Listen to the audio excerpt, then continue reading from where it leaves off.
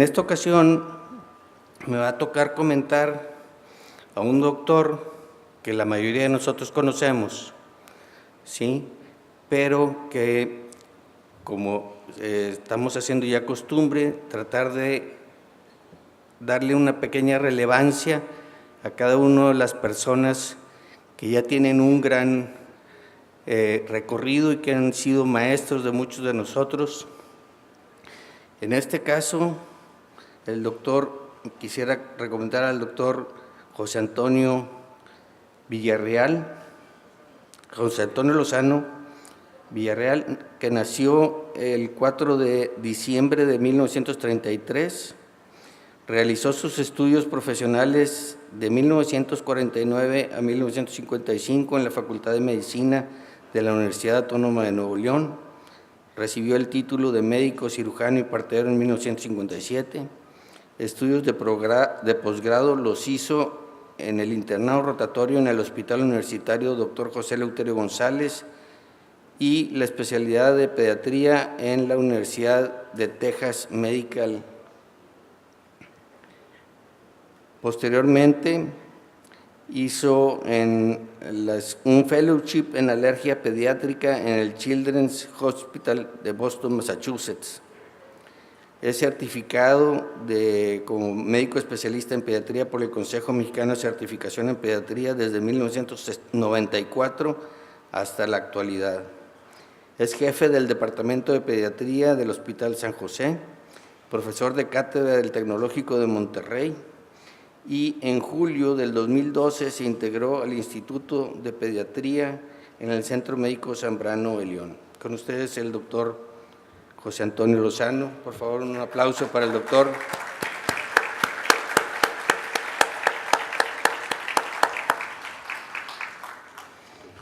También pues, les quisiera, para que pasáramos a reflexionar un poquito, siempre les he puesto unas oraciones, unas frases importantes que a mí se me han hecho, y en este caso lo que voy a ponerles en consideración para que lo mediten.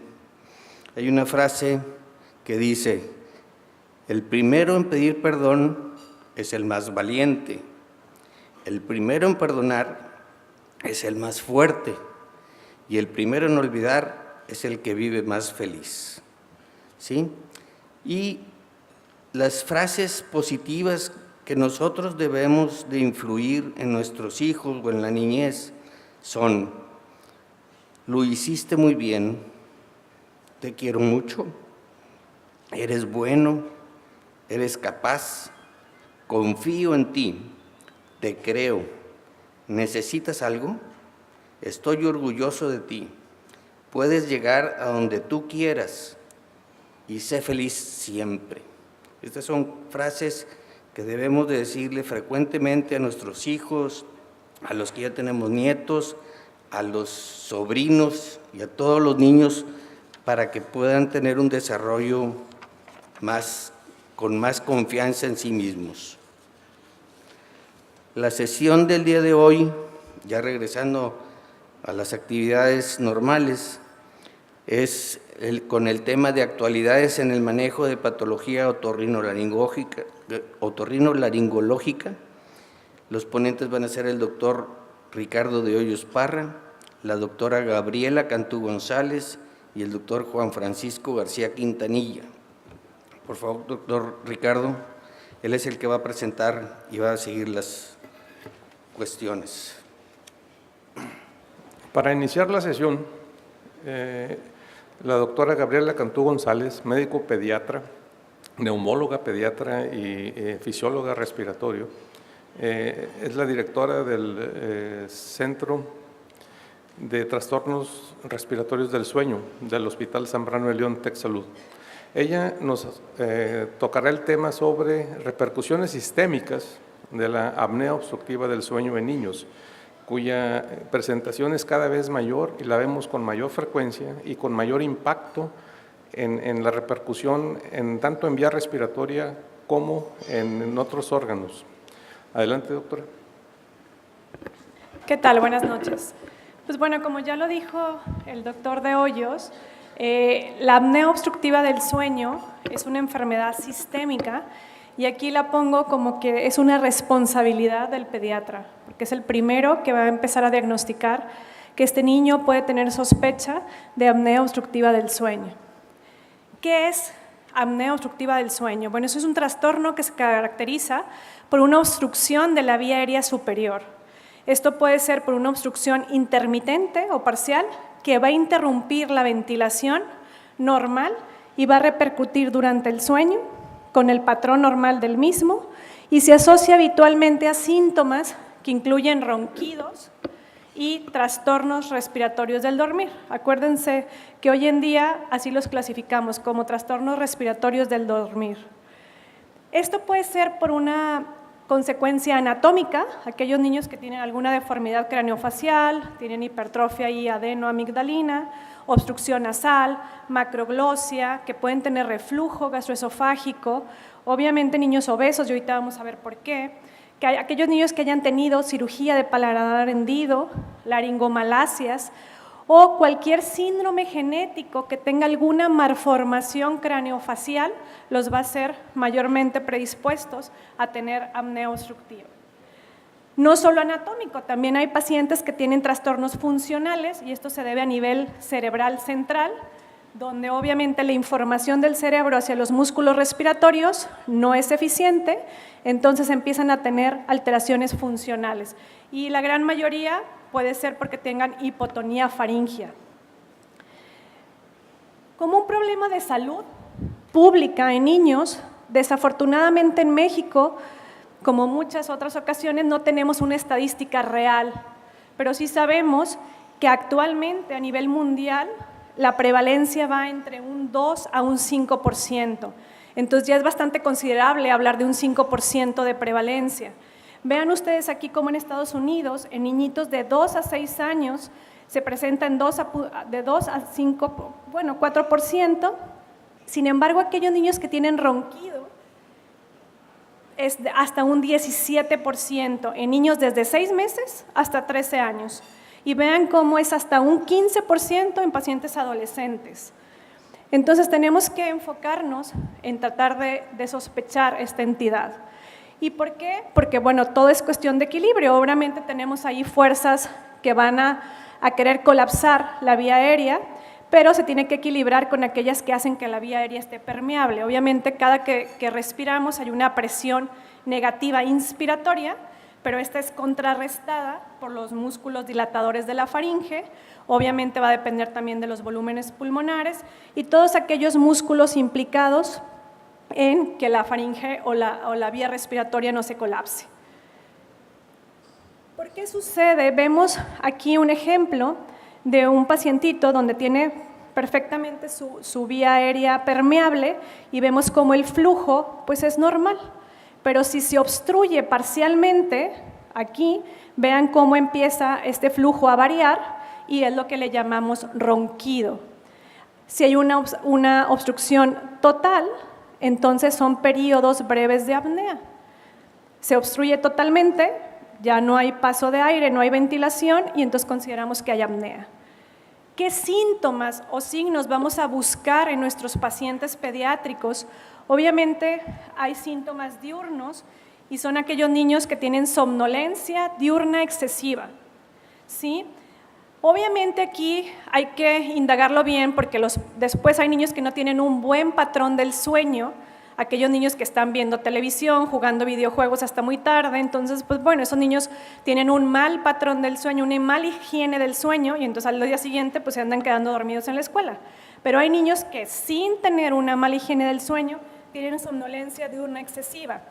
Además tienen trastornos en el comportamiento, son niños hiperactivos, son niños agresivos, que tienen ahí trastornos de conducta que los maestros los reportan frecuentemente, obviamente pueden quejarse de cefalea, sobre todo matutinas, y obviamente síntomas respiratorios relacionados, congestión nasal, respiración oral, tienen halitosis frecuentemente, boca seca, respiran generalmente por la boquita, generalmente se quejan de dolores de garganta, dolores al tragar o de dificultad con el lenguaje, atraso ahí del lenguaje, pero también tienen síntomas nocturnos Y esto es que pueden tener ronquido frecuente, y esto lo tiene que presenciar el papá, dificultad respiratoria durante el sueño, tienen una respiración ruda o rudeza respiratoria. El papá tiene que presenciar los episodios de apnea, que vea ronquido y que luego sea seguido de un episodio de apnea. Transpiran, son pacientes que sudan mucho durante el sueño, tienen pesadillas, es un sueño inquieto, pueden tener despertares nocturnos y además son niños que se mueven constantemente al estar acostados, ¿sí? Se están moviendo constantemente de lugar, o las piernitas o los bracitos se dan vueltas en la cama. Pueden tener temores nocturnos, inclusive pacientes que tienen eneuresis frecuentemente. Pero que tenemos que tener cuidado, obviamente, de las complicaciones. Y ya hablábamos que pues, es una enfermedad sistémica. Y como una enfermedad sistémica, vamos a tener ahí un círculo vicioso donde obviamente hay una alteración en la ventilación, va a bajar el nivel de oxígeno, va a haber hipoxemia, que luego es por segundos, se reoxigena, obviamente hay alteración en la ventilación, hay hipercapnia, aumenta el CO2, seguido de normocapnia, hay alertamientos, es decir, el sueño no es constante, el sueño profundo no es constante y el cerebro tiene alertamientos sin que el paciente se despierte, ¿sí? Y cambios en la presión intratorácica, cada vez la presión intratorácica va siendo más negativo. Todo esto va a influir, obviamente, en el estrés oxidativo, activa la cascada de inflamatoria a nivel sistémico, van a tener alteraciones en la coagulación, son niños que están predispuestos a tener más síndrome metabólico, se activa ahí el sistema simpático, tienen cambios mecánicos, disfunciones endoteliales, son niños que tienen obesidad y obviamente el riesgo de tener SAOS en niños obesos es 5 veces mayor que un niño que no tiene obesidad. Y vean cómo el riesgo aumenta un 12% por cada kilo por metro cuadrado de superficie corporal que el niño tenga. Entonces, ¿por qué se hace un círculo vicioso? Porque el niño obeso obviamente tiene 4.2 probabilidad de hacer menos ejercicio físico o realizar deportes.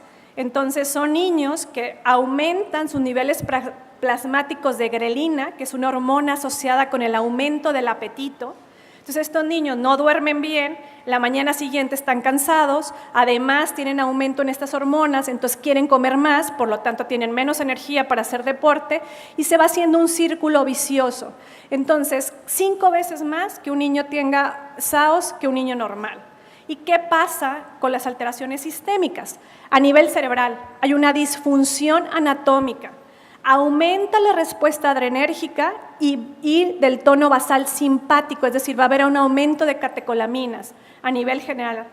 Baja el tono y actividad vagal y esto va a repercutir finamente en los vasos arteriales, en todos los vasos, en el tono arterial generalizado. ¿Y qué va a pasar? Que vamos a empezar a tener daño o disfunción endotelial, vamos a tener estrés oxidativo, estrés mecánico.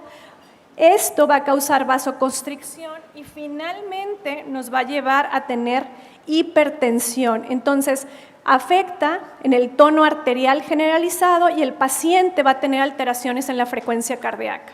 Entonces, son pacientes que tienen disritmias cardíacas y finalmente van a repercutir en el tono arterial con una presión arterial elevada, o niños con hipertensión arterial, o adolescentes que tienen alta presión. ¿En qué pasa a nivel ventricular? Los efectos cardiovasculares. Obviamente va a haber una hipertrofia, aumenta el grosor de la pared ventricular, hay una reducción de la fracción de eyección de ambos ventrículos, se altera el diámetro de la aurícula izquierda, se remodela a nivel del endotelio cardíaco, empieza a haber disfunción ventricular, incrementan las endotelinas y disminuye el óxido nítrico y finalmente este paciente va a terminar en insuficiencia cardíaca congestiva, ¿sí? Además, a nivel pulmonar puede haber col pulmonale, donde empiezan a aumentar obviamente la presión negativa pulmonar, empiezan a aumentar todas las resistencias vasculares, también en la arteria pulmonar, entonces esto aumenta la poscarga cardíaca y va finalmente a tener hipertensión pulmonar. ¿Qué pasa con la inflamación sistémica, el daño endotelial generalizado, pues que además hay un incremento en toda la cascada inflamatoria, que esto van a ser estados hipercoagulables del niño. Va a haber apoptosis en esa superficie endotelial, estas células endoteliales activan la formación de trombos, entonces pueden tener además ateroesclerosis, ¿sí?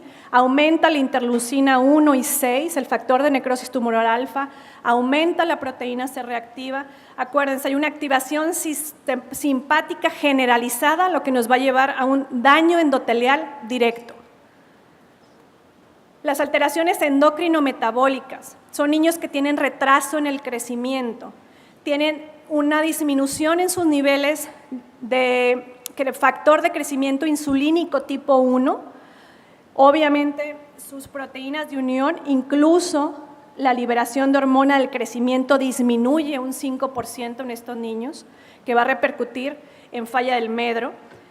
Son niños que pueden tener síndrome metabólico, tienen homeostasis lipídica, hay una inflamación sistémica, una alteración en la regulación glucémica, que obviamente es secundaria a cambios en la sensibilidad de la insulina. Hasta la mitad, un 50% de los niños pueden llegar a tener síndrome metabólico. Son niños que pueden tener esteatosis hepática. Además, tienen trastornos neuroconductivos o cognitivos, perdón. Son niños hiperactivos que tienen inatención, casi en un 23%. La gran mayoría, el 60%, van a quejarse los papás de bajo rendimiento escolar.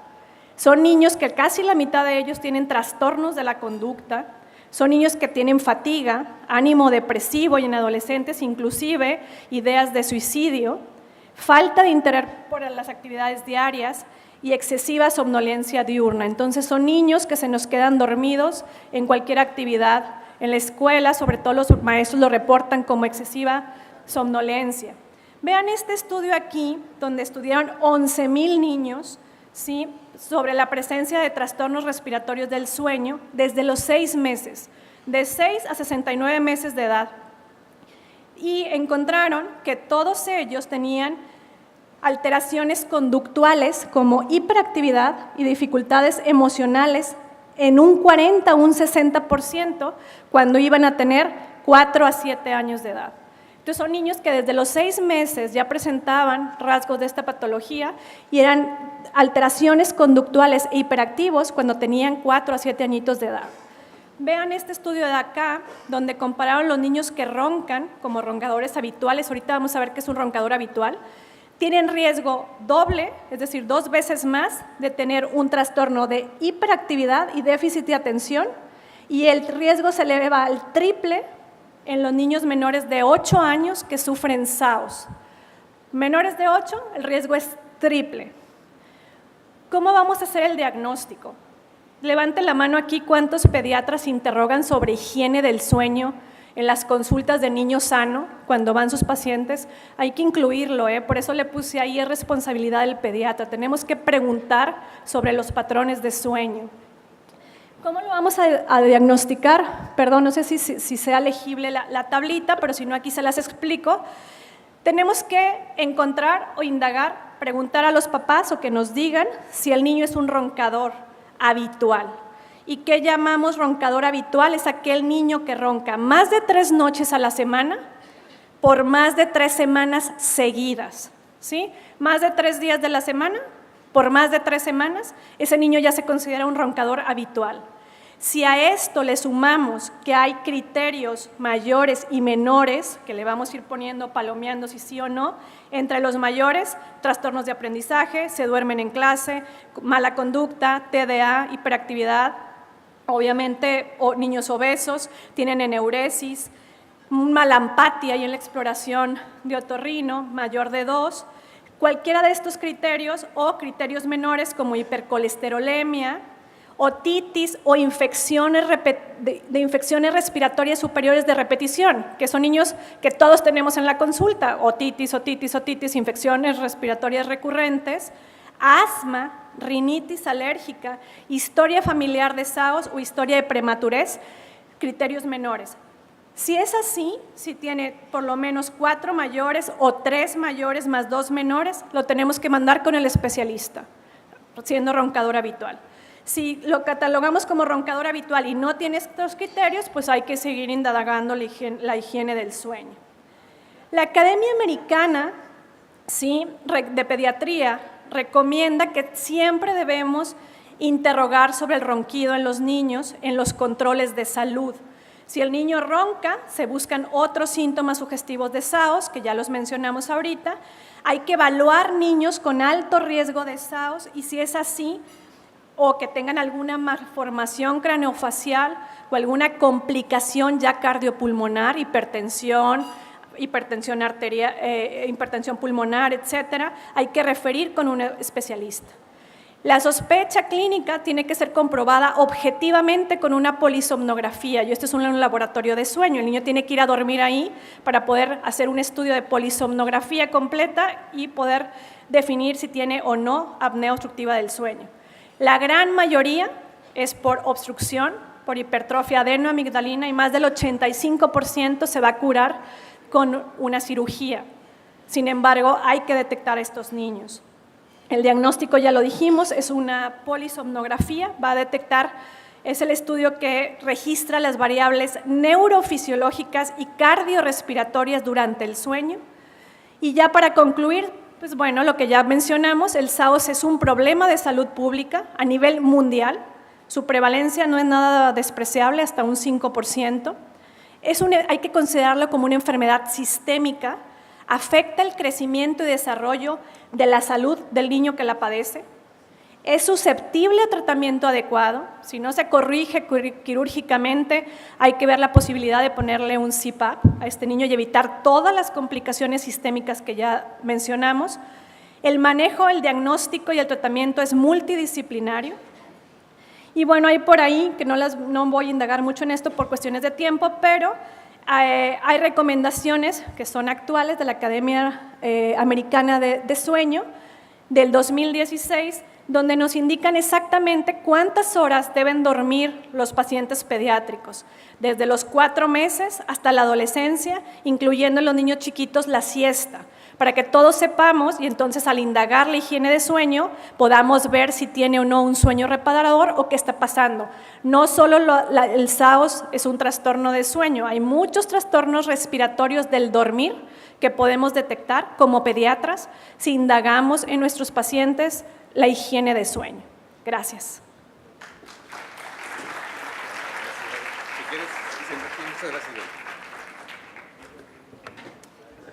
Le agradecemos a la doctora Gabriela Cantú su participación y destaca la enorme responsabilidad que tiene el médico pediatra en identificar, diagnosticar y tratar la sintomatología y este síndrome por su alta repercusión sistémica. Para continuar, le pedimos al doctor Juan Francisco García Quintanilla, radiólogo pediatra del Centro de Diagnóstico. Él nos tocará la segunda parte de esto, que es estudios de imagen en sinusitis en niños. ¿Cuáles son y cuándo debemos de pedir estos estudios? Muchas gracias, buenas noches y gracias Ricardo. El doctor Ricardo de Hoyos me invitó amablemente por parte del colegio a platicarles por 10 minutos de algo que seguramente ustedes lo ven todos los días. Está sonando esto fuerte. Y pues los estudios de imagen, como ustedes saben, están metidos en todos lados y no forzosamente significa que todo el mundo lleve estudios de imagen. Al hablar de cráneo-cara en niños es muy importante acordarse que este es un desarrollo que al nacimiento pues los senos paranasales no se han desarrollado y que conforme van a pasar los días y los meses empiezan a desarrollar los senos, de tal manera de que conforme empieza a entrar el aire por las fosas nasales empieza ese desarrollo de los senos paranasales, que en nadie de nosotros los senos paranasales son iguales. De hecho, casi pudiera ser una huella dactilar los senos paranasales. Todos los senos son totalmente distintos en cada uno de los humanos, por lo cual no hay un patrón específico de lo que podamos encontrar. Las radiografías tradicionales que se han tomado por siglos, las radiografías de Waters, Cowell, la tradicional serie de senos paranasales, tiene un valor relativo porque no forzosamente por no ver un seno paranasal quiere decir que o es un seno enfermo o inclusive puede ser que ni siquiera haya seno. Es decir, un seno opaco no significa que sea un seno enfermo. Y sucede que conforme han llegado más tecnología, conforme hacemos prácticamente de rutina estudios como tomografía, pues nos damos cuenta de lo intrincado que es la anatomía de los senos paranasales. Es sumamente intrincado, sumamente variable. Los otorrinos se enfrentan a eso todos los días en las endoscopías nasales, a veces no pueden pasar, y porque esa anatomía es muy variable, ¿verdad? Esta radiografía, por ejemplo, en lo personal yo la considero la más valiosa para investigar los senos paranasales. Ocasionalmente dicen, oye, nada más vamos a tomar una sola proyección, perfecto. La proyección de Waters o proyección Sumento-Vertex es la que nos da más información con respecto a los senos maxilares, que curiosamente los senos maxilares son los que más se enferman. Vean, por ejemplo, una proyección a los 2 meses de edad en la que prácticamente no hay senos paranasales, y conforme empieza a crecer, pues empieza a haber una cierta ventilación en los senos. A los 2 años, a los 5 años ya tenemos unos senos desarrollados. Quizá los senos maxilares sean los senos más constantes y más simétricos que podemos encontrar, quizá porque ahí siempre hay una serie de variantes anatómicas. Cuando hacemos tomografía, los que estamos acostumbrados a ver tomografía diaria, vemos la cantidad de variables anatómicas que se pueden presentar. El seno esfenoidal es un seno interesante porque es el último de los senos en neumatizarse, es el que está mero atrás, y es el seno que con frecuencia, al estar opaco, nos produce unas cefaleas muy interesantes, unas cefaleas centrales, de chiquito con cefalea, que pues no le hallan, y diagnosticar una sinusitis del seno esfenoidal no es fácil. No es fácil porque de nuevo el seno tiende a desarrollarse tardíamente. Vean aquí apenas una pequeña burbujita y luego acá un seno ya desarrollado. El seno esfenoidal tiene montones de variantes anatómicas. Vean, al nacimiento pues no hay seno esfenoidal, ya por ahí conforme pasan los años se empiezan a desarrollar y es bien caprichosa la anatomía del seno esfenoidal. Tan es así que los neurocirujanos, cuando van a trabajar la silla turca, pues piden estudios de TAC de senos paranasales para ver cómo se van a meter. Es interesante la anatomía del seno esfenoidal. Otro seno que también es difícil de evaluar es el seno frontal.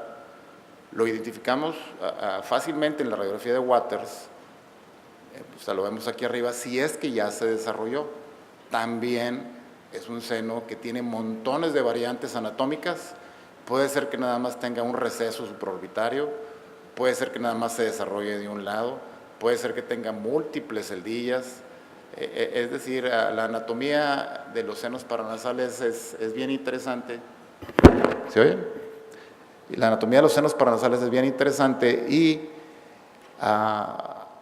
les quise poner aquí nada más este pequeño esquema de por qué nos envían a los pacientes, a los niños, a radiografía de senos paranasales. ¿Cuáles son las causas de envío? Pues ahí son múltiples, ¿verdad? Nos los envían por rinorrea, o porque tiene broncoespasmo, o porque tuvo o tiene neumonía. Montones de causas, fiebres de origen oculto, porque tiene tos, porque ronca. Montones de cosas por las que nos piden radiografías de senos paranasales. Y no forzosamente las radiografías paranasales nos van a dar una información. A veces el pediatra queda, dice, bueno, no me dio la información que requería. Bueno, quizá en esos casos hay que pasar a más detalle anatómico, como viene a ser al hacer tomografía computada. Una combinación que hacemos con mucha frecuencia es el paciente con una neumonía. Esos pacientes de rutina, al ver una radiografía de tórax con una neumonía de rutina, les tomamos una radiografía de Waters y se van a sorprender la cantidad de veces de esa relación de sinusitis o opacidad de senos paranasales con procesos broncopulmonares. Es una relación muy constante que nosotros estamos muy acostumbrados y de rutina lo hacemos, aunque no nos pidan esa relación, lo tenemos que hacer, es una constante.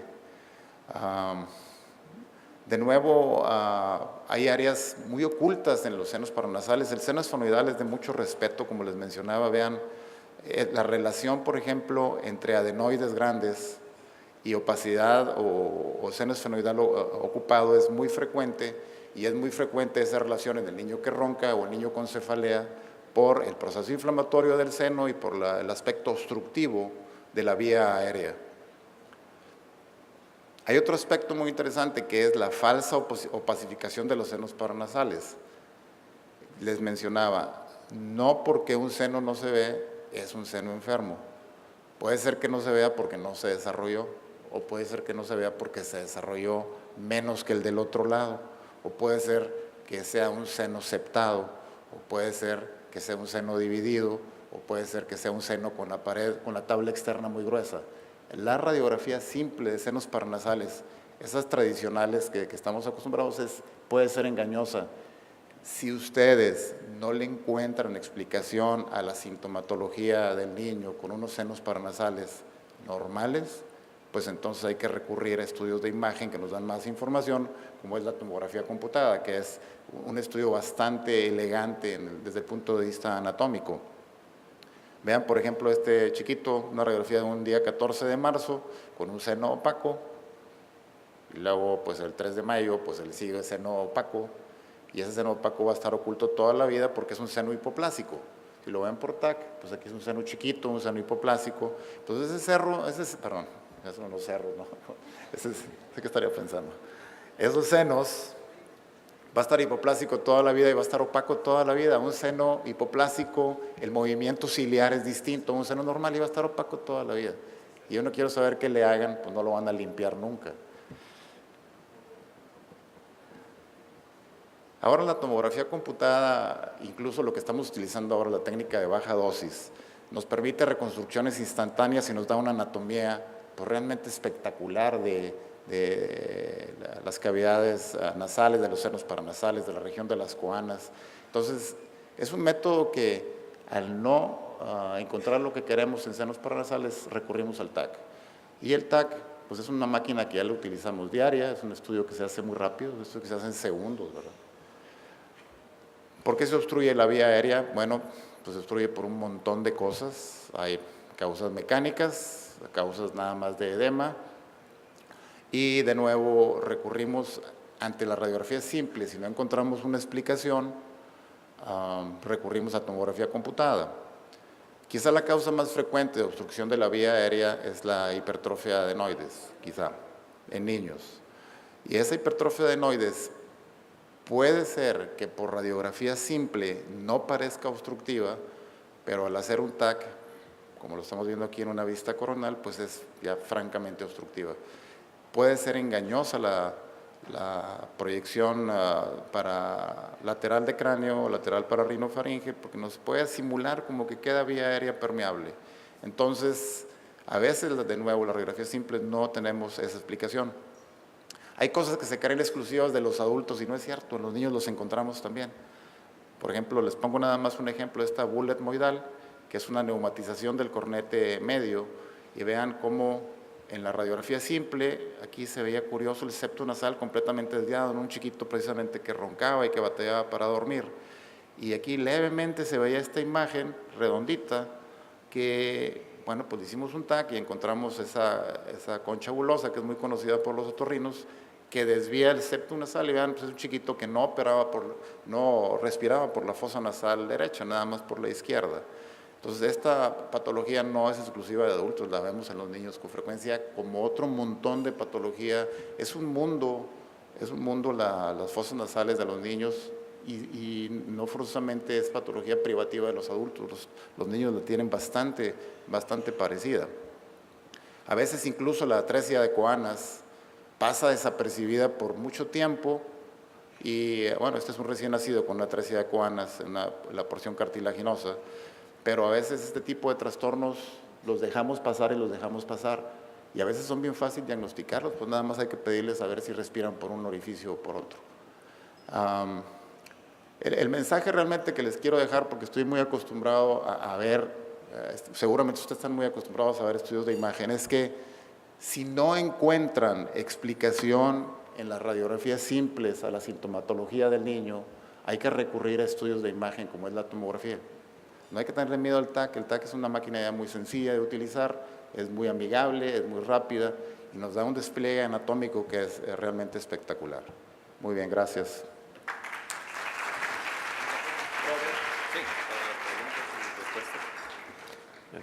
Agradecemos al doctor Francisco García Quintanilla su participación. Y existe realmente bastante controversia en cuanto al momento de indicar un estudio de imagen en un niño con sinusitis. Realmente, dentro de los criterios mayores y menores, manejarlos clínicamente y en su momento, en todo caso, pedir un estudio de imagen si después del tratamiento, que puede incluir irrigaciones nasales, antibióticos, descongestivos, persisten síntomas. Actualmente algunos criterios de algunos lineamientos es lo que hacen, manejar el inicio en forma de criterios, síntomas, tratamiento y si persisten los síntomas, indicar un estudio de imagen. Bueno, para continuar, me toca a mí hablar sobre la última participación, es actualidades en el manejo de otitis media con derrame. Y posteriormente dejaremos unos minutos para preguntas y respuestas. Bueno, trataremos de ajustarnos al tiempo para respetarles el tiempo. Bueno, la otitis media con derrame vamos a definirla como la presencia de líquido en el oído medio sin datos de infección aguda, es decir, el niño no presenta fiebre, el derrame es seroso o seromucoso, no es derrame purulento, no hay hiperemia de la membrana timpánica ni dolor. Dentro de la etiología, vamos a ver que la mayor parte de las otitis medias con derrame son consecuencia de una infección viral respiratoria superior, disfunción de la trompa de Eustaquio, de cualquiera que sea sus orígenes, o la respuesta inflamatoria posterior a una infección bacteriana aguda. Estos tres factores prácticamente son el 85 o 90% de las causas de los derrames mucosos o serosos en el oído medio. ¿Cuál es la incidencia y la prevalencia de esta entidad? Se va a presentar con mayor frecuencia entre los 6 meses a los 4 años. En el primer año, cuando menos el 50% de los niños presentaron un cuadro de otitis media con derrame. Al segundo año esto aumenta al 60 o 65%. Y fíjense ustedes que desafortunadamente aumenta la incidencia y la prevalencia cuando el niño empieza a tener desarrollo de lenguaje, desarrollo de habilidades, desarrollo de la comunicación. Entonces, la presencia de derrame va a afectar la audición adecuada. Desafortunadamente, esto puede continuar y causar un problema mayor. A los 6 años, afortunadamente, esto disminuye más o menos a un 12-13% del diagnóstico de otitis media con derrame, y esto actualmente es más sencillo de detectar porque cuando el niño ya va a entrar a preescolar o a primero de primaria, es ya prácticamente habitual que pidan una valoración auditiva y visual. Entonces, es cuando nosotros lo detectamos aquí en este porcentaje. En algunas patologías como síndromes craneofaciales o síndrome de Down o algunos trastornos de motilidad ciliar, esta incidencia o prevalencia aumenta hasta un 60-80%. ¿Cuál va a ser el cuadro clínico de estos niños? Afortunadamente, la otitis media con derrame, la mayor parte se va a resolver en menos de 3 meses. Más o menos un 30-35% hasta un 40% ocurre como en forma de repetición, es decir, presentar derrames nuevos de 2 a 4 veces por año. Esto tiende, conforme el niño va creciendo, tiende a limitarse más y afortunadamente a resolverse. Por eso debemos de prestar la mayor atención en los niños menores de 2 años. ¿Por qué? Porque es donde más va a interferir con su desarrollo. Y hasta un 10% la otitis media con derrame puede persistir 1 año. Es decir, Ya para este tiempo, si el niño no se detectó a tiempo y no se trató, ya afectó todas las esferas de comunicación, lenguaje, adquisición de habilidades. ¿Cómo lo vamos a detectar? Casi todos vamos a tener hipoacusia leve a moderada, ya sea que el niño la manifieste o que nosotros la detectemos. Acuérdense ustedes que si la mayor parte se presenta en los niños de 2 años para abajo, casi ellos no nos van a poder decir que escuchan menos. Los papás son los que se van a dar cuenta que el niño deja de atender indicaciones, o en el seguimiento que hace el pediatra es cuando él se da cuenta. Alguna pequeña parte cursa con desequilibrio, trastornos de la marcha que en ocasiones se pueden confundir. Otitis media aguda recurrente. En ocasiones, esta otitis media con derrame, aunque antiguamente se consideraba estéril, no, se reinfecta otra vez y puede ocasionar otitis media aguda. Tímpanoesclerosis o cicatriz, ya sea en la cavidad del oído medio o en la membrana timpánica, que puede requerir hasta maniobras quirúrgicas para su corrección. Bajo rendimiento escolar es una queja frecuente del niño con otitis media con derrame que llega a tercero de kinder o a primero de primaria y que nosotros en el consultorio le hacemos la valoración. Ahora, ¿qué estadísticas tenemos nosotros aquí? Tiene una prevalencia alta, de 15 a 30%.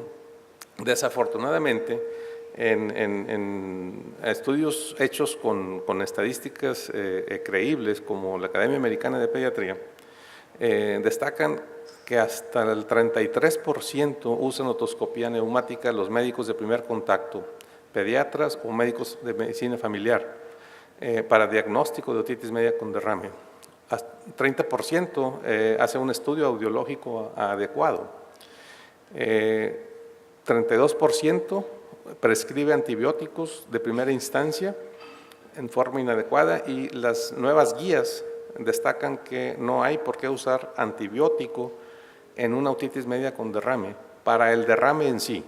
Vamos a usar antibiótico si esa otitis media con derrame se infecta o existe infección en área vecina. Y también en los porcentajes de los 30, un seguimiento no adecuado o no apropiado por parte del médico. Es decir, se diagnosticó, se trató y no se dio seguimiento. Y es ahí donde el derrame se hace crónico y tiene más repercusión. Dentro de los estudios audiológicos adecuados, tenemos timpanograma, tenemos audiometría tonal cuando el niño tiene 5 o 6 años, audiometría de juego en niños menores, emisiones atoacústicas como rastreos y potenciales, ya sea de tallo cerebral o potenciales de estado estable auditivos, desde recién nacidos hasta a cualquier edad. Dentro del armamentario también se vale lo que es gamificación, es decir, en el entrenamiento de médicos pediatras o médicos externos, usar este tipo de herramientas para adquirir habilidades. ¿Cuál es el tratamiento? Primero, la observación controlada. Las nuevas guías de la Academia Americana de Pediatría, en conjunto con la Academia Americana de Medicina Familiar y la Academia Americana de Otorrino, destacan observación controlada, el diagnóstico de la hipoacusia y los factores asociados, es decir, desde forma temprana detectar cuál es el niño que tiene secuela de un derrame posterior a una infección aguda, o que cursa con alergia y que secundariamente tiene derrame en el oído. La colocación de tubos de ventilación en niños menores de 4 años, exclusivamente por la indicación del derrame, es decir, la presencia de líquido en el oído. Hacemos la adenoidectomía cuando es una adenoiditis crónica o es una adenoides obstructiva. Antiguamente, años atrás, hacíamos en forma primaria adenoidectomía y miringotomía con tubos. Actualmente, la nueva guía señala esto. Niños menores de 4 años, miringotomía, reservando la adenoidectomía si existe factor obstructivo. En niños mayores de 4 años, persiste o se deja la indicación: miringotomía con tubos de ventilación y adenoidectomía. Antihistamínicos y esteroides nasales únicamente si existe rinitis alérgica. En la guía anterior se recomendaba esteroides nasales para el tratamiento de la otitis media con derrame. Actualmente no. Se reserva únicamente su prescripción si hay rinitis alérgica concomitante. Antibióticos orales o parenterales únicamente si existe otitis media aguda o si hay infección en área vecina. Y definitivamente no se recomiendan tratamientos alternativos en ninguna de las otitis medias con derrame. Bueno, estas son las guías actuales para el tratamiento de la otitis media con derrame. En amarillo es el coordinador que las hace, el doctor Richard Rosenfeld, que él ha estado con nosotros aquí en el Congreso Internacional de Pediatría en alguna ocasión. Estas guías las vamos a dejar aquí posteriormente para quien quiera tomar los datos, lo puede hacer, es de acceso libre. Bien, en atención a preservar el tiempo y no desfasarnos, por aquí damos terminada la participación de nosotros y abrimos la sesión de preguntas y respuestas. Gracias.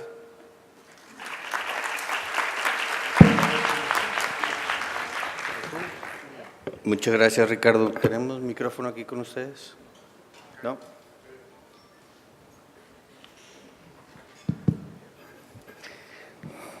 Pues ahorita abrimos ya el panel de preguntas y respuestas para la mesa. Yo creo que estuvieron las tres presentaciones muy objetivas y si hay alguna pregunta, tanto del auditorio como por internet. Sí, tenemos algunas preguntas de las personas que nos están viendo por internet. La doctora Margarita Córdoba pregunta: ¿qué tan válido es enviar a un TAC de primera instancia al paciente con síntomas? Refiriéndose a sinusitis. Doctor. Pues es válido en la medida que si clínicamente no da para más, pues tienes que recurrir a algo. Pero digo, el TAC no es un estudio de entrada para estudiar los senos paranasales, no lo es. O sea, realmente el TAC es un lujo, es un estudio que va mucho más allá de un tratamiento inicial, de un abordaje inicial. Muchas gracias. El doctor Ángel Dueñas pregunta: ¿qué utilidad tiene el uso de los aseos nasales, los lavados nasales? Para tratamiento de rinitis o síntomas de rinitis alérgica y sinusitis es imprescindible. Pueden dar cualquier tipo de tratamiento oral, pero si no se acompaña de irrigación y aseo nasal, ese tratamiento no va a ser eficaz para tratar una sinusitis aguda o crónica. Realmente es imprescindible para el tratamiento. También pregunta si los tubos de ventilación, ¿qué utilidad tienen? Los tubos de ventilación, la indicación principal es otitis media con derrame crónico mayor de 3 meses que interfiere con la adquisición de habilidades, conocimiento, lenguaje y socialización. Y en la otitis media aguda recurrente para control de la infección. Esas son las indicaciones principales. Y pregunta: ¿qué porcentaje de los niños con otitis menores de 1 año desarrollan secuelas de hipoacusia? Mientras el paciente tenga derrame, obviamente va a tener hipoacusia. Secuela o consecuencia de una otitis con derrame que aparece antes del año de edad, aproximadamente, si no se da seguimiento, lo que decíamos aquí, un mal seguimiento, aproximadamente un 20% puede quedar con una hipoacusia no detectada y que se va a prolongar hasta por más de 1 año. Pero desafortunadamente, cuando ya se da cuenta el médico o el familiar, el papá, ya ocasionó un desfase del desarrollo. Aproximadamente estamos hablando de un 20% de las otitis que inician antes del año de edad. Muchas gracias. El doctor Jesús Alberto López pregunta, ¿la adenoidectomía a partir de qué edad se recomienda? La adenoidectomía por sí sola, no vamos a asociarla a otitis media con derrame. La adenoidectomía tiene su mayor, se efectúa en mayor número entre los 4 y los 8 años de edad. Sin embargo, no es una cuestión de edad. La adenoidectomía puede hacerse incluso en niños menores de 1 año, cuando los síntomas obstructivos son tan severos que ocasionan una alteración en el sueño o en la alimentación. Y casi siempre buscamos alguna otra patología, específicamente reflujo mal controlado o alergia igual mal controlada. Bien.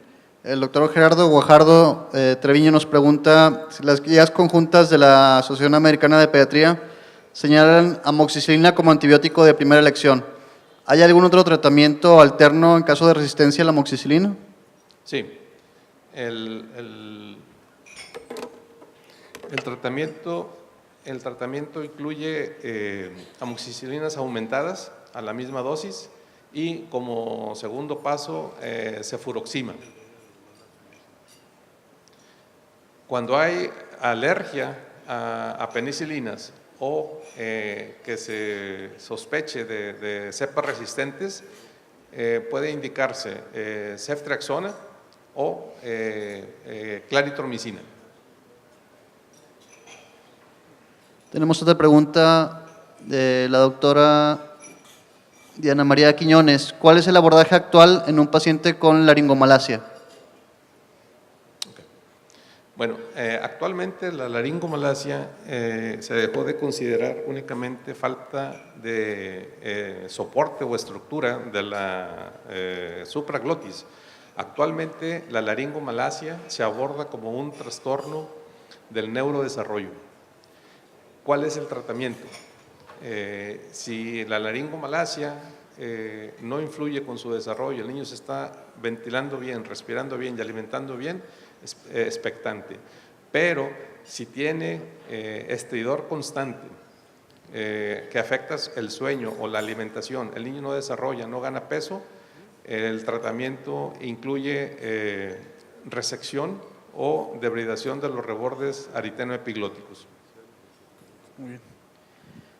La doctora Estela Zamudio pregunta, ¿qué porcentaje de niños con otitis media se ve asociado con reflujo gastroesofágico? ¿O en quiénes se puede sospechar para dar tratamiento para reflujo junto con tratamiento para otitis?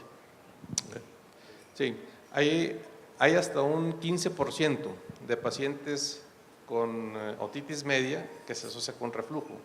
La incidencia de reflujo con otitis media es más alta, es decir, cuando un niño con reflujo tiene un cuadro activo agudo, la otitis media se puede presentar hasta un 40 o 50%, pero una vez que se da manejo para ese reflujo, eso disminuye hasta un 10 o 15%. Muchas gracias. Antes de la siguiente pregunta, queremos mandar un saludo a la doctora Miriam Arredondo, que nos está viendo desde Perú. Y la doctora pregunta, ¿cuál es la utilidad que tiene la valoración de oximetría de pulso en la apnea obstructiva del sueño? Sí, obviamente la oximetría del pulso es un parámetro importante a medir en estos niños. Cuando hay una sospecha fundada de que puede haber SAOS, muchas veces le pedimos a los papás que para corroborar esto hay que grabar un pequeño video. Ahora todos tenemos acceso a los teléfonos inteligentes, entonces ahí podemos percatar que el niño tiene ronquido seguido de periodos de apnea. Cuando sospechamos esto, muchas veces lo que hacemos es medir la oximetría del pulso para ver si hay una disminución de oxígeno durante la ventilación nocturna. En la polisomnografía es uno de los parámetros importantes que se monitorean durante toda la noche, por lo menos para tener más del 70% de sueño efectivo en los niños y ver esos parámetros para ver que esa hipoventilación no esté ya afectando de manera significativa al niño y que tenga que tener algún suplemento para dormir como un CPAP o BiPAP. Muchas gracias.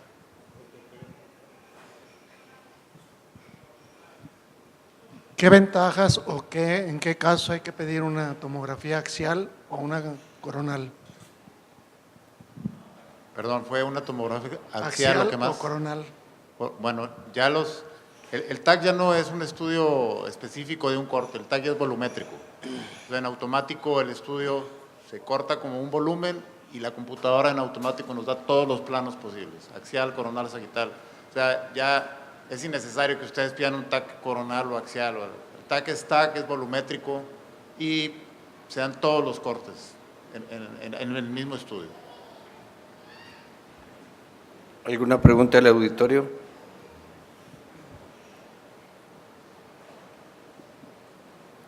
Bueno, pues les damos gracias a los doctores que compusieron la mesa redonda en otorrinolaringología.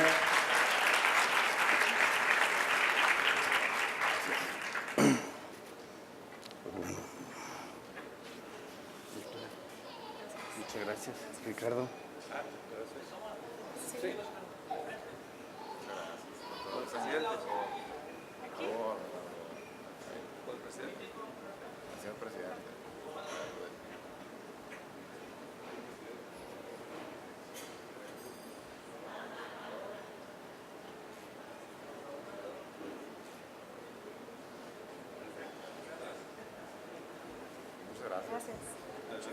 Ahora compartamos la sal. Así es. Y el alimento. Damos gracias a los participantes y damos gracias también al laboratorio Medafarma, que es el que nos está patrocinando esta sesión del mes de julio. Y por la parte del laboratorio vamos a presentar a la doctora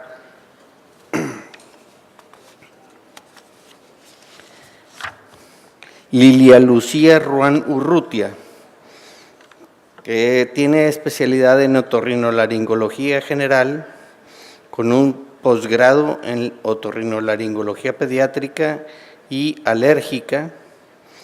Es miembro de la American Academy of Otorrinolaryngology Head and Neck Surgery, miembro de la Pan American Pediatric Otorrinolaryngology Society,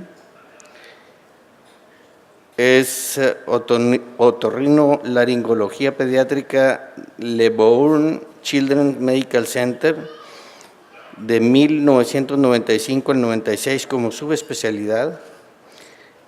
Otorrinolaryngology Consultants of Memphis, Tennessee, en Estados Unidos, y es miembro de la Sociedad Mexicana de Alergias en Otorrino y número de miembros certificado, pues como 20,000 números. Entonces, con ustedes, la doctora Lilia Ruán va a hablar de rinitis alérgica, perdón.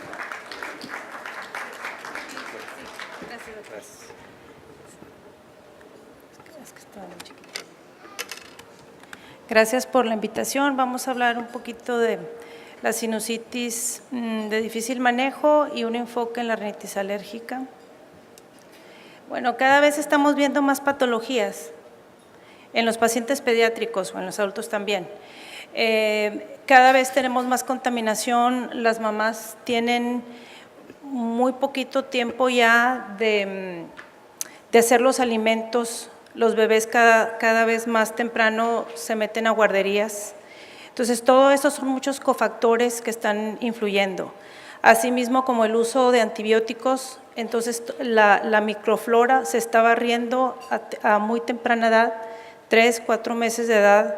He visto pacientitos que ya tienen unos tratamientos médicos muy importantes. Para nosotros la sinusitis refractaria es la sinusitis que ya estamos cursando con tratamientos médicos múltiples e inclusive que han cursado con alguna que otra cirugía endoscópica. En el paciente pediátrico, básicamente esto no lo hacemos, son casos muy especiales y por decir, en el paciente adulto tenemos pacientes o he tenido pacientes que han cursado hasta con 5 o 6 cirugías de senos paranasales. Estos son los casos de sinusitis refractaria. Dentro de los síntomas más comunes que tenemos son los pacientes que tienen tos, a veces por meses. He visto en pacientes pediátricos en la consulta que viene la mamá que tiene 1 año el paciente, el bebito o el paciente pediátrico con tos. Se han manejado múltiples antitusivos y no hay mejora. Son los nenes también que presentan hiperactividad bronquial, son los pacientitos que han estado en internamientos múltiples por procesos, entre comillas, asmáticos, por neumonías y por en ocasiones otros factores, como dijo el doctor de Hoyos, la otitis crónica, procesos bronconeumonales, de bronconeumonía, además. Es decir, la sinusitis refractaria en el paciente pediátrico solo es raro que lo veamos, casi siempre tiene otros factores infecciosos juntos. La halitosis, bueno, lo vemos en pacientes casi siempre de 4, 5, 6 añitos. Otro de los síntomas cardinales, aparte de la tos, es la congestión nasal. La rinorrea, hay mamás que llegan, y yo creo que lo hemos visto en el consultorio con su cajita de Kleenex.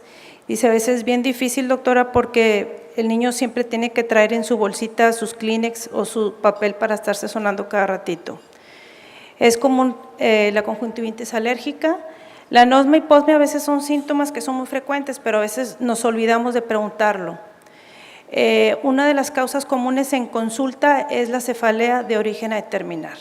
Es decir, el paciente pediátrico ya fue con el neurólogo, la mamá está alarmada porque sabes que el niño todos los días está teniendo cefalea y ya no lo podemos controlar con algún antiinflamatorio esteroideo. Lo valoró ya neuro, un electroencefalograma de entrada normal y llegan con nosotros. En estos casos de sinusitis refractaria, me parece que vale la pena comentar en relación de los estudios de imagen. Como bien dice el doctor García Quintanilla, si bien es cierto de primera instancia, pues son las placas simples, mas sin embargo hay que tomar en consideración que las placas simples nos dan un falso negativo hasta en un 25% de los pacientes. Entonces, si nosotros tomamos una plaquita y está negativa, hay un 25% de falso negativo. En estos pacientes en particular, yo creo que tenemos que irnos directos al TAC, sobre todo los pacientes que vienen por cefalea o síntomas pivotes como los que platicamos ahorita, que ya tenemos mucho tiempo o que ya son pacientes multitratados, yo creo que hay que irnos al TAC directamente. Otro de los factores comunes que nos dan una sinusitis refractaria es la alergia a alimentos, que cada vez lo estamos viendo más. La alergia últimamente son alergias mucho más severas, son mucho más severas inclusive de los controles. Están aumentando la anafilaxia 7 veces más. Los pacientes ya son polisensibles, es decir, los pacientes tienen un aumento en su sistema alérgico tanto de vía aérea como de alimentos. Y los cofactores son los que platicamos en un principio. Hay muchos cofactores, contaminación, la lactación que están haciendo a muy temprana edad, creo que también está siendo un factor importante y que ya no están haciendo alimentos naturales, sino que ya se compra desde muy pequeña edad y se les están ofreciendo los bebitos. Dentro de las alergias, el 60% de los pacientes ya están teniendo multitratamientos, es decir, tienen ya una farmacia variada, entonces esto es muy costoso también. En un 25% de los pacientes solamente van a tener monoterapia. Otro de los cofactores de una sinusitis refractaria, y sí me gusta enfatizar que es un cofactor, porque en un paciente pediátrico, que uno de los principales causales para esto es una alergia a alimentos, alergia a medio ambiente, y eso también nos da un factor de reflujo positivo por el mismo alimento, proteína de la leche y demás. Cuando tenemos un proceso de una sinusitis refractaria, tenemos que tener un ojo muy agudo en relación a la sintomatología del reflujo que está dando síntomas, así como la dificultad de la alimentación, alteración a la respiración, cianosis, estridor, apneas. Viene la mamá con bebecitos, 2, 3 meses o inclusive 2, 3 semanas de vida y dice, bueno, ¿sabes qué, doctora? No, el bebito no puede tomar su alimentación ni al seno materno ni a la mamila porque se pone morado, porque está pillando y aparte siempre está congestionado. Eso lo estamos viendo últimamente muy frecuente. Entonces aquí es un proceso mixto, por eso no vemos pacientes pediátricos con un solo causal etiológico para sinusitis refractaria, no, es multifactorial. Uno de los causales que estamos viendo dentro de la sinusitis son los famosos biofilms y está influyendo bastante que utilicemos antibióticos. Como bien dijo el doctor Ricardo de Hoyos, hay que tener mucha cautela con el uso de antibióticos. Estamos teniendo muchas resistencias. Justamente antier llegó una pacientita pediátrica con un absceso en cuello y amigdalitis supurativa severa. No le hizo absolutamente nada el esquema de primera lección. Me tuve que ir a un segundo y una tercera esquema de antibiótico terapia y manejar un triple esquema. Y esto no es raro y lo estamos viendo desafortunadamente aquí en nuestro estado. Entonces tenemos que tener mucho cuidado con no administrar antibióticos, sobre todo antibióticos de amplio espectro en la primera instancia. Yo sé que la mamá se angustia si no le damos antibiótico, pero yo creo que tenemos que invertirle un poquito más de tiempo a la mamá y explicarle que está haciendo resistencia y cuando realmente el pacientito lo vaya a ocupar, sobre todo si el paciente está teniendo problemas como una sinusitis refractaria o unas otorreas de repetición, que estoy viendo pacientitos de 1 año, 2, 3 añitos con otorreas que ya no le están funcionando los antibióticos orales. Entonces, esto lo estamos teniendo aquí en nuestro estado. Otro factor importante para causal de sinusitis refractaria son los superantígenos. Lo estamos viendo en la clínica. Y dentro de las bacterias causales de esto es la pseudomonas, más comúnmente, el estafilococo dorado y el estafilococo coagulasa negativa.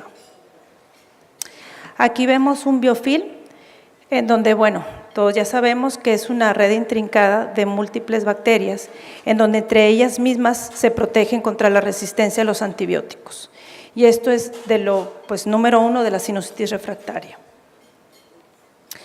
Otra etiología es la sinusitis fungal no invasiva. Aquí no tiene nada que ver la situación del paciente inmunodeficiente, son los pacientes alérgicos y en donde estamos utilizando el tratamiento médico convencional y no funciona.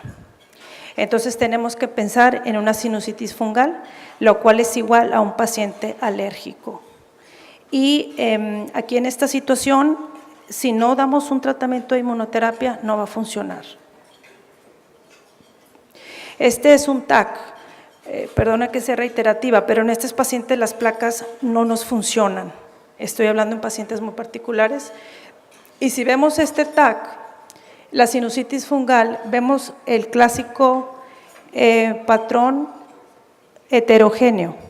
Básicamente eso nos está dando la pauta diagnóstica de una sinusitis fungal. ¿Qué pasa en estos pacientes? Otra situación que hemos visto muy común en la consulta son los pacientes pequeños que les falta un poquito de maduración en la cuestión inmunológica. Entonces aquí yo creo que valdría la pena, si está siendo muy recurrente la sinusitis o las infecciones de vía respiratoria superior o inferior, es pedir un panel de inmunoglobulinas en donde yo sugiero que se pidan las subclases. Básicamente las inmunoglobulinas totales van a salir normales.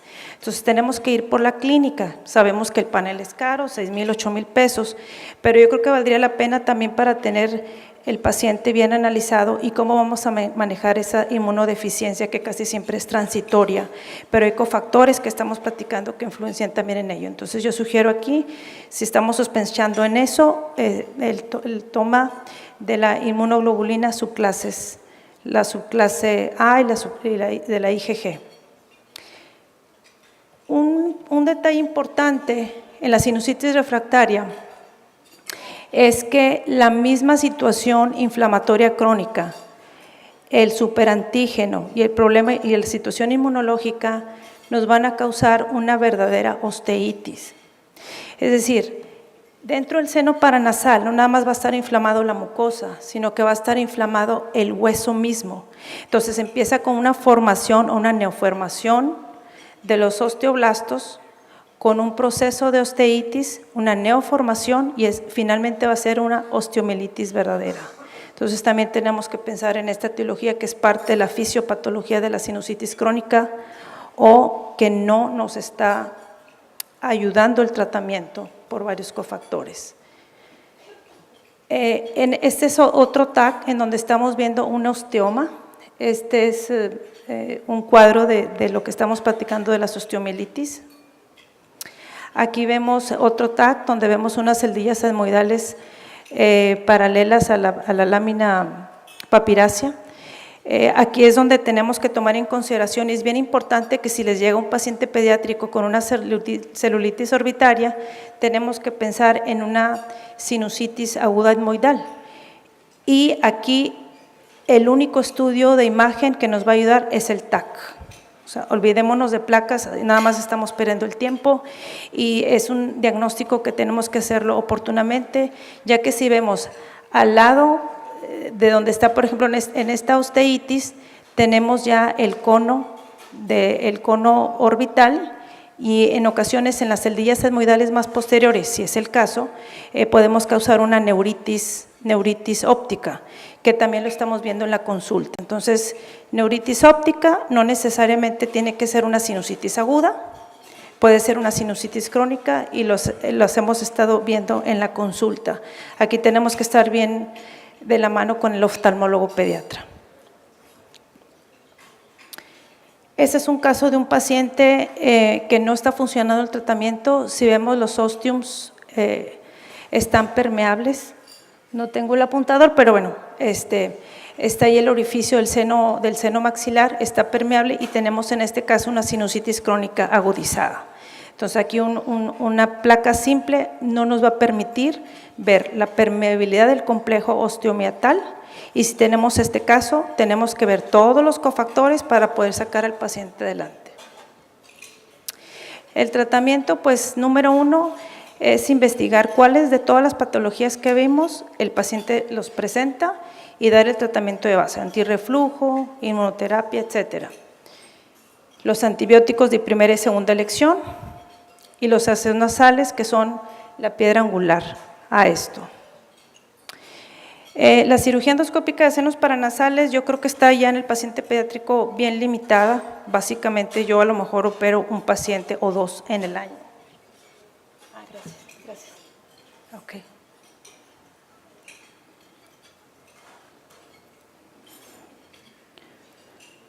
Este era para verlo del complejo osteomiatal. Entonces,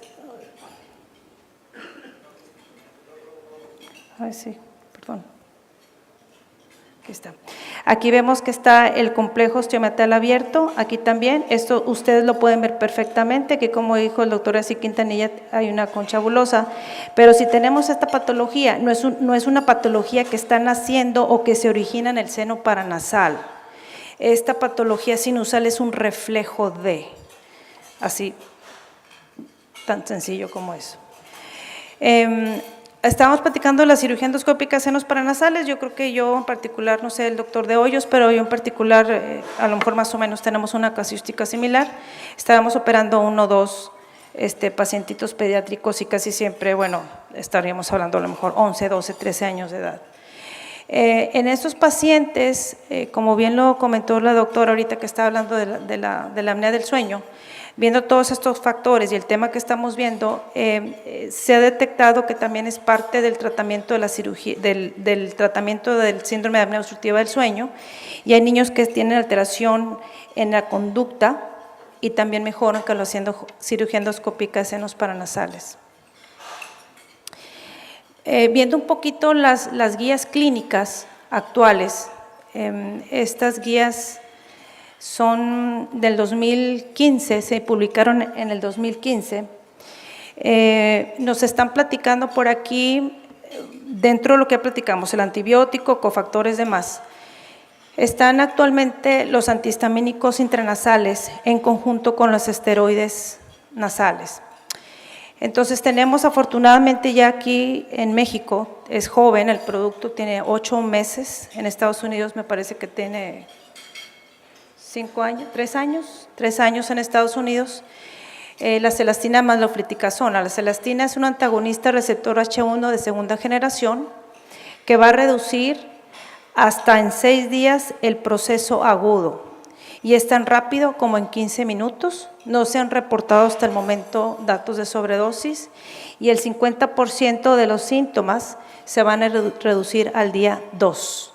Hasta ahorita no se han reportado efectos en el crecimiento y aquí está la referencia bibliográfica del uso actual de este medicamento. Se ha determinado también que tiene una mejor respuesta, ahorita ya lo vimos que es más rápida, es más segura también, a los antihistamínicos orales.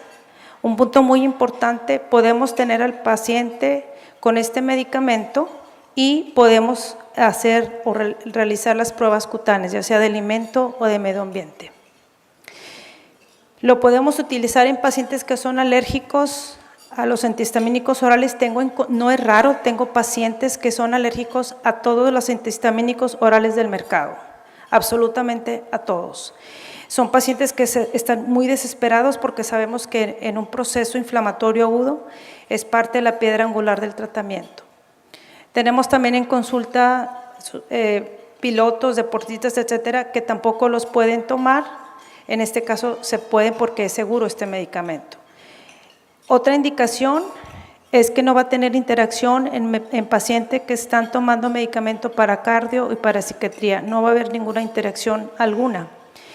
Se puede utilizar también en las mamis embarazadas. El efecto rápido, como platicamos, va de 15 a 30 minutos, promedio 15 minutos, versus el oral, que es de 150 minutos. La somnolencia está en promedio 0.2 versus de un 5 a 15 en los antihistamínicos orales. El resumen, porque se me hace que ya estamos sobre el tiempo, el resumen de esta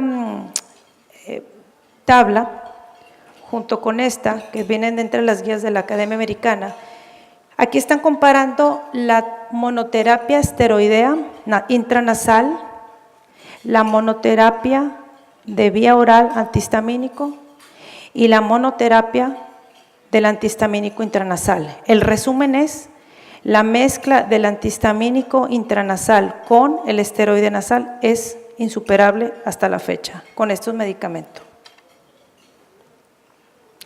Aquí tenemos una tablita de comparativa de los antihistamínicos intranasales que tenemos. El Patanase no existe en México, el Astelin, creo que todos los hemos utilizado, el Aspro no existe en México y actualmente tenemos el Dimista, que es la fusión del antihistamínico intranasal y el esteroide. Ya vimos todos los beneficios de este versus individual intranasal versus antihistamínico oral.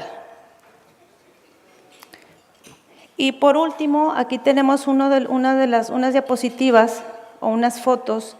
Este es un clásico paciente con una sinusitis refractaria y la rinorrea puede ir desde verde, amarillenta o en el caso de una sinusitis fungal, en donde podemos detectar con el otoscopio, giramos un poquito hacia donde están los meatos, las costras se ven como un chicle verdoso y ese es un dato muy importante para una sinusitis fungal. Esa es otra imagen que vemos común en la consulta, en donde vemos el cornete. Si utilizamos el otoscopio, yo sugiero en el paciente que estamos pensando que podemos estar ante una poliposis, el paciente pediátrico con cefalea, con rinorrea, podemos girar el otoscopio un poquito hacia arriba y aquí vamos, porque casi siempre estos pólipos nacen a nivel etmoidal. Entonces, si nosotros con el otoscopio vemos horizontal, no vamos a ver mucho, la verdad.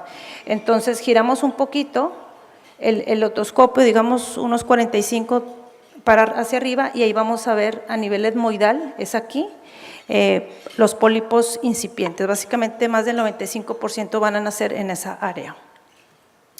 Y muchísimas gracias.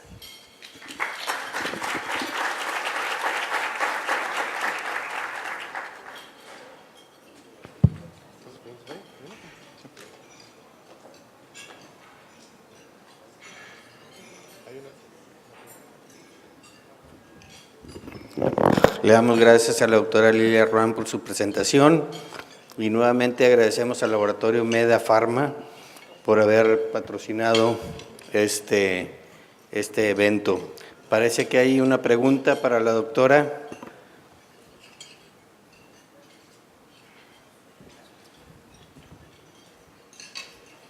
Tenemos una pregunta del doctor Roberto Garay. Gracias, sí. Él pregunta, ¿la endoscopía nasal puede sustituir la necesidad de radiografías o TAC? Bueno, existe el armamento en consultorio de la endoscopía.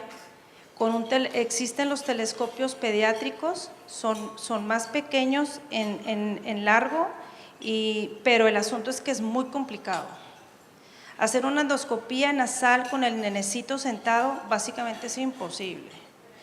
¿Lo hacemos en el paciente adulto? Sí, mas sin embargo creo yo que está limitado, puesto es como si utilizáramos, a lo mejor podemos entrar un poquito más, pero si utilizamos el otoscopio a lo mejor nos puede dar a grosso modo una idea, que básicamente estaríamos pensando en alguna poliposis, una cosa así. Pero indiscutiblemente que a mi criterio el TAC no lo sustituye una endoscopía en consultorio en el adulto, y en el paciente pediátrico es imposible. El niño también al estarse moviendo podemos lastimar, cornete, cualquier cosa, va a sangrar, le va a doler y yo creo que no es práctico. Muchas gracias, doctor. Sí. ¿Alguna otra pregunta del auditorio? Muy bien, doctora, muchas gracias. Y esperemos que disfruten de la cena y los esperamos en la próxima sesión en agosto, en la que estaremos hablando de ectoparasitosis. Muchas gracias.